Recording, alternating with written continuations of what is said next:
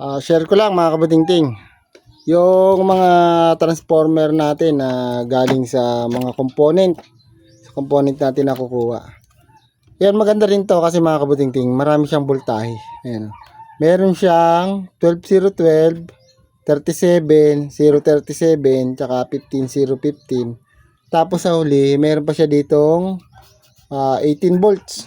Ito yung pinakahuli niya. Yun. Yan ang kinagandaan dito. Okay to, okay din to. Pwede natin gamitin to sa mga ano natin, DIY na amplifier.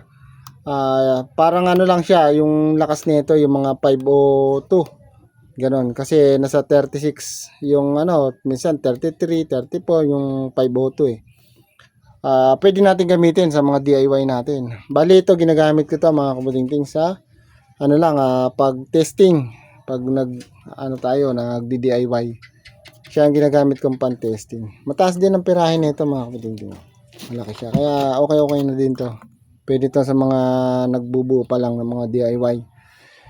Yun, share ko lang yung ano natin dito, yung selector. Kung gusto nyong putulin tong selector na to, tanggalin nyo na kasi malaki siya.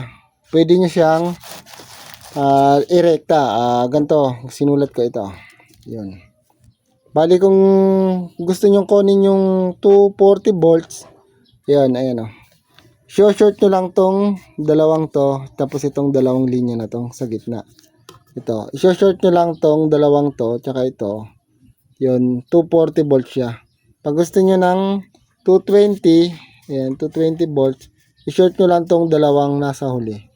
Ito, short nyo lang tong dalawang nasa huli, yun yung 220 volts.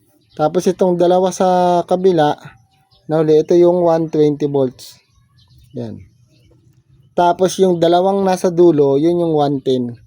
Itong dalawang nasa dulo, pag sinort nyo, 110 volts. Andito yung input niya. Ito yung AC na input. Yan, dito yung pumunta. Bali, susundan nyo na yung linya. Halimbawa, 240 volts tayo. Kukunin nyo, yan.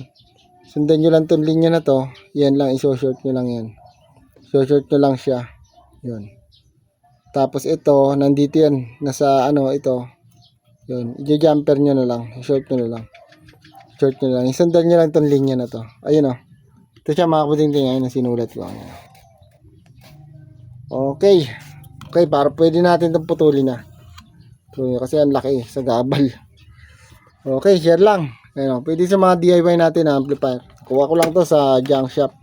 Malaki siya oh. Malaki. Okay na okay to. Yan, share lang.